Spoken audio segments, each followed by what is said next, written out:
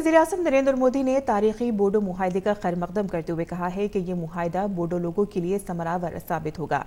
वज़ीर-ए-आज़म ने अपने ट्वीट में कहा है कि अमन अमान, खुशहाली और इत्तेहाद की एक नई सुबह में भारत के लिए बेहद खास है।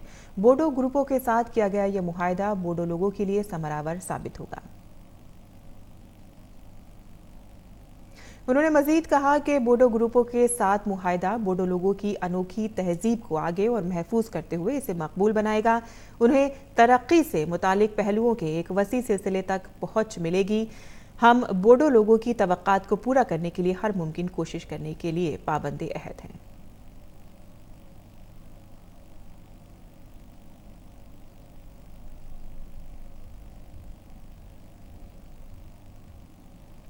मरकजी वज़ीर दाखिला अमित शाह की सदारत में वस्ती इलाकाई कौंसिल की 22वीं मीटिंग आज रायपुर में होगी। मीटिंग में 4 रियासतों के वज़राए आला शरीक होंगे। मीटिंग के लिए बैन रियासती 30 नुकात को एजेंडे में शामिल किया गया है। इनमें नक्सलिज्म के साथ दाखिली सिक्योरिटी के मामले पर भी गौर फिक्र किया जाएगा। इसके साथ ही ग़िज़ाई तहफ़्फ़ुज़, सड़क कनेक्टिविटी, ज़राअत के शोबे में रियासतों से तालमेल और IT के शोबे से मुतालिक सलाह मशवरा किया जाएगा।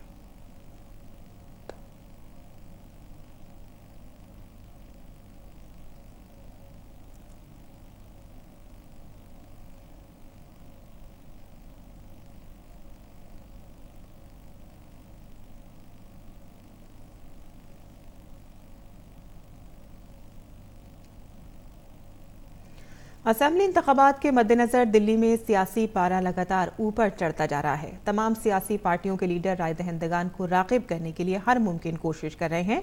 बीजेपी सदर JP नड्डा आज शालीमार बाग, तिलक नगर और हरिनगर में रैली करेंगे। दिल्ली में 8 फरवरी को वोटिंग होनी है, जबकि 11 फरवरी को वोटों की गिनती होगी।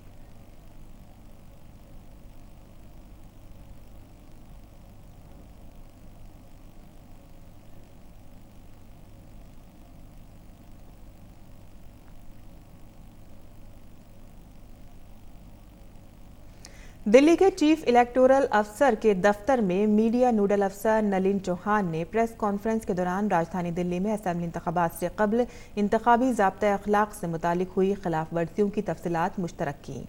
नलिन चौहान ने कहा है कि अब तक 38.64 करोड़ रुपए जब्त किए गए हैं। इसके अलावा इंतखाबी ज़ाब्ता अखलाक से मुतालिक 402 शिकायत भी मौसूल हुई हैं।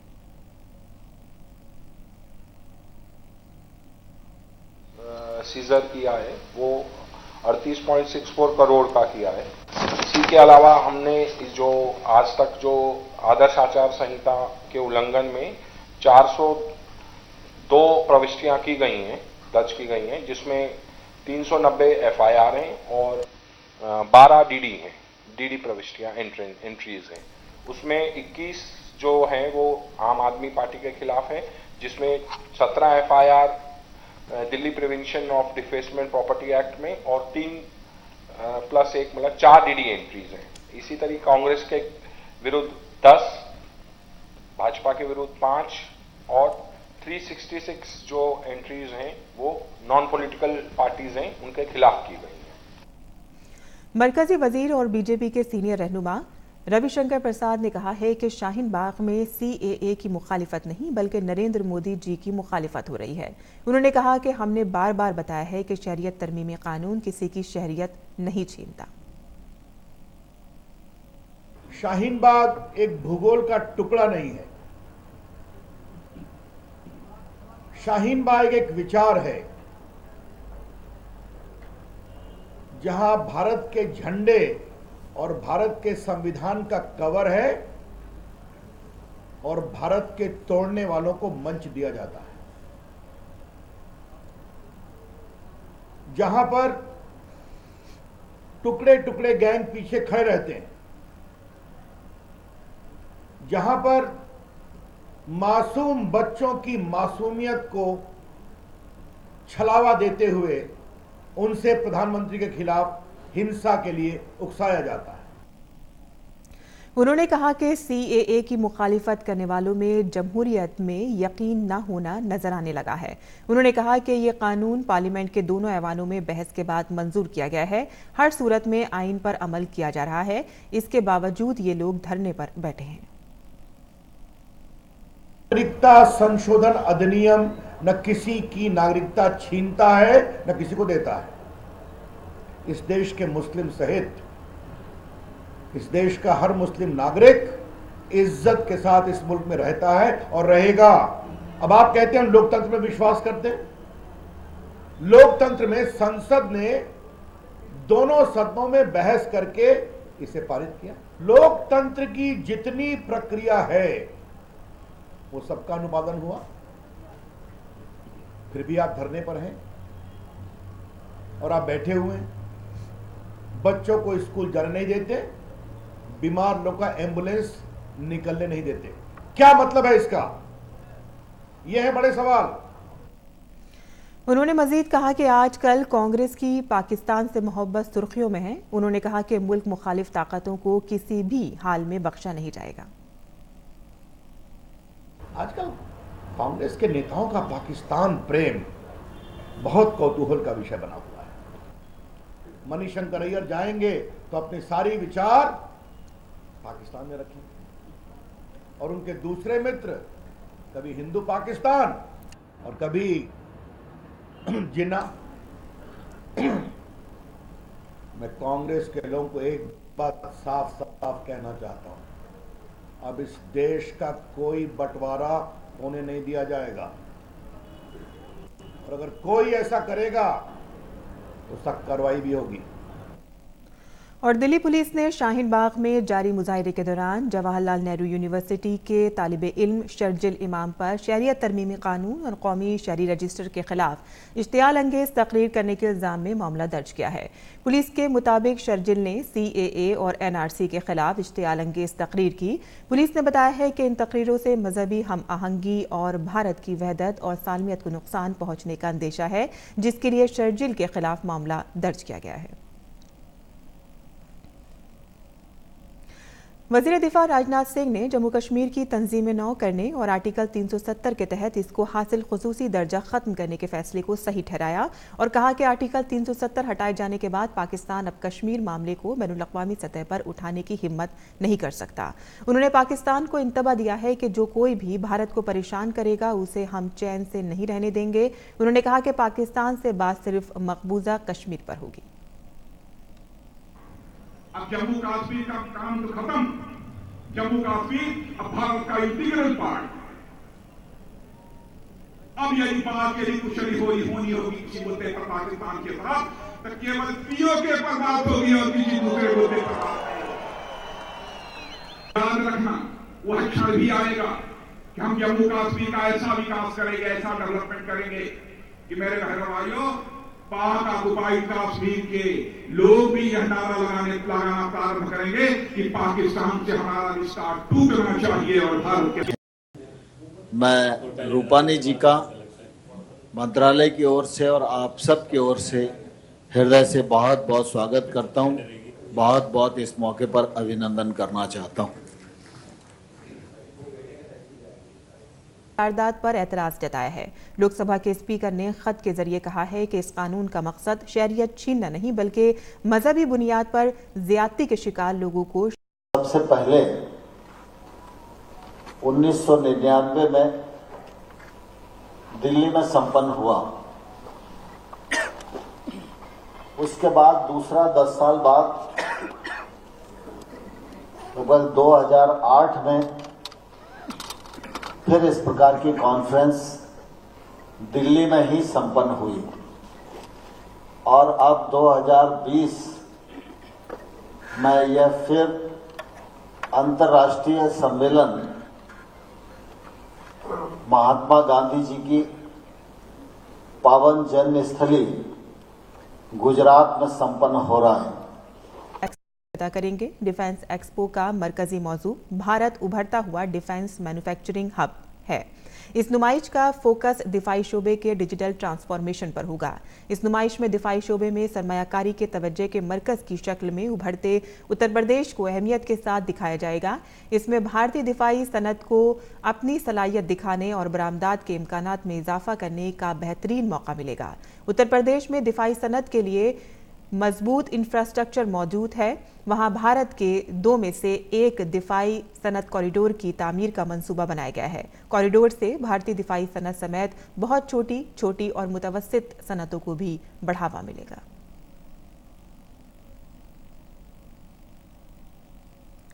वजीर कॉमर्स पीयूष गोयल और ब्राजील के सदर जेयर बोल्सोनारो ने नई दिल्ली में भारत ब्राजील तिजारती कॉन्फ्रेंस से खिताब किया। इजलास से खिताब करते हुए वजीर कॉमर्स पीयूष गोयल ने उम्मीद जाहिर की है कि आने वाले दिनों में दोनों ममालिक के दरमियान ताल्लुकात मजीद मुस्तहकम होंगे। Our aspirations for growing relations, growing bilateral and multilateral engagements with Brazil, and the MOUs that were just announced, which have been signed during this visit, the 15 MOUs on cooperation. So I think it's truly the signs of wonderful times to come and reflective, as I like to say, the growing power of India, the power of democracy, the power of demography, the power of leadership, the power of talent, and the power of opportunity that India has to offer to the rest of the world. Piyush Goyal ने भारतीय शहरियों को मुफ्त visa मुहैया कराने के लिए सदर बोल्सोनारो का शुक्रिया अदा किया। I'm indeed grateful that the Honorable President has decided to have visa-free travel between India and Brazil. In fact, India has already, for several months now, or several years now, had a very friendly e-visa facility both for business and tourists. And I'm sure with this new announcement, which we hope to see operational soon, we can see a greater degree of visitors flowing between the two countries, expand our tourism. और budget 2019-20 में सरकार ने किसानों के लिए कई स्कीमों की शुरुआत की है। ऐसे ही एक स्कीम है पीएम कुसुम स्कीम। पेश है ये हमारी ये रिपोर्ट। मरकज की मोदी सरकार ने किसानों के लिए कई स्कीमों की शुरुआत की है। ऐसी ही एक स्कीम कुसुम है।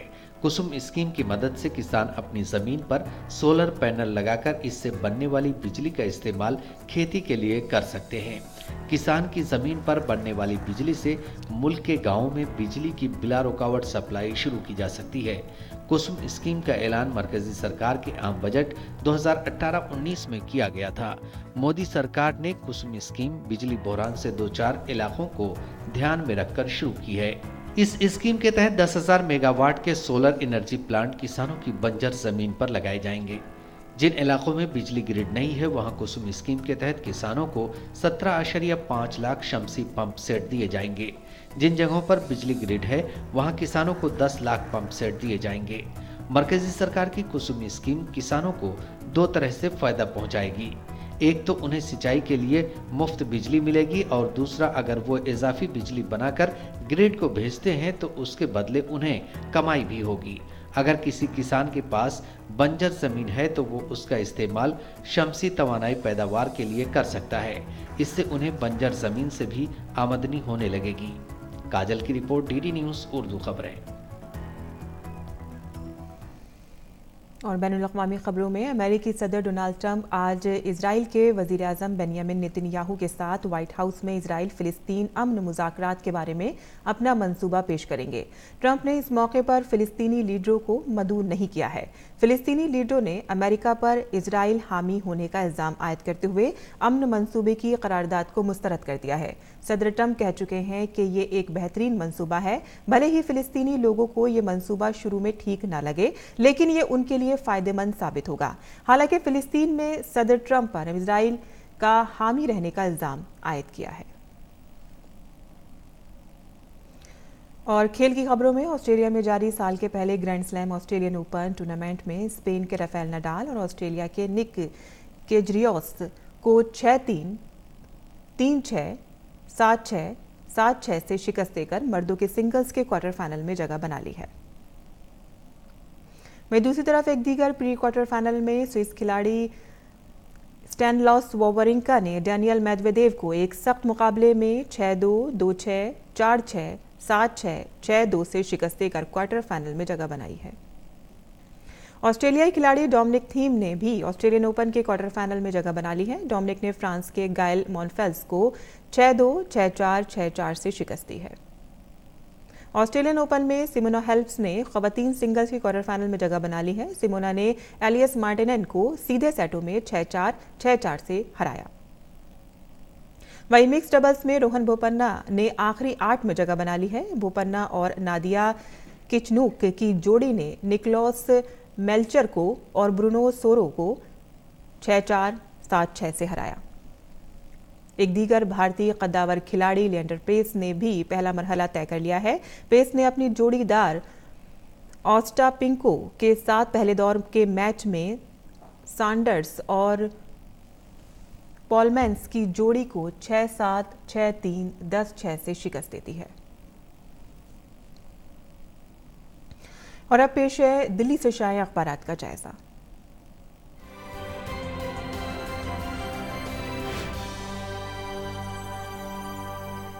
आज दिल्ली से शाये उर्दू के अखबारात में सबसे पहले नजर रोजनामा इनकलाब पर। सुप्रीम कोर्ट का एनपीआर के अमल पर रोक लगाने से इनकार, सुप्रीम कोर्ट ने मरकज से मांगा जवाब। सीएए के साथ होगी समाअत। अमरीकी फौजी तैयारा मार गिराने का तालिबान का दावा, जिसमें तमाम अफराद की हलाकत की खबर। वादी में 6 माह बाद इंटरनेट सर्विस जुज़वी तौर पर बहाल। 2G स्पीड की सर्विस के तहत मखसूस वेबसाइट्स तक ही रसाई हासिल। इराक में अमरीकी सफारतखाने पर रॉकेट हमला, 5 अफराद जख्मी। खेल की दुनिया में गम की लहर। अमरीकी स्टार बास्केटबॉल खिलाड़ी कोबी ब्रायंट की हेलीकॉप्टर हादसे में मौत। मरने वाले 9 अफराद में ब्रायंट की 13 साला बेटी भी शामिल। मिशन न्यूजीलैंड, हिंदुस्तानी टीम का हालात से तालमेल बिठाना मिसाली। उसी की सरजमीन पर 5 मैचों की T20 सीरीज में हिंदुस्तान 2-0 से आगे। अब नजर रोजनामा राष्ट्रीय सहारा की सुर्खियों पर। मरकज का बोडो ग्रुप के साथ सहफरीकी समझौता। इस मुआहदे से बरसों से चले आ रहे तसादुम को खत्म करने में मदद मिलेगी, जिसमें 30 जनवरी को 1550 कारकुनान हथियारों के साथ खुद सिपुर्दगी करेंगे। चीन में कोरोना वायरस से 81 हलाकतें। मुतासरा चीनी शहर से गैर मुल्कियों का इनखला। अमरीकी सदर डोनाल्ड ट्रंप के मुआखजे की कार्रवाई। ट्रंप की दिफाई टीम के दलाइल का आगाज। IPL का फाइनल 24 मई को मुंबई में होगा। BCCI सदर सौरभ गांगुली। आखिर में रोजनामा अखबार मशरिक की सुर्खियां। निर्भया केस, रहम की दरखास्त खारिज किए जाने के खिलाफ गुनहगार मुकेश की अर्जी पर सुप्रीम कोर्ट में आज समाअत होगी। और इसराइल की अपने शहरियों को पहली बार सऊदी अरब जाने की इजाज़त। इसराइली शहरी अब 90 दिन के लिए सऊदी अरब का दौरा कर सकेंगे। आज अखबारात से बस इतना ही।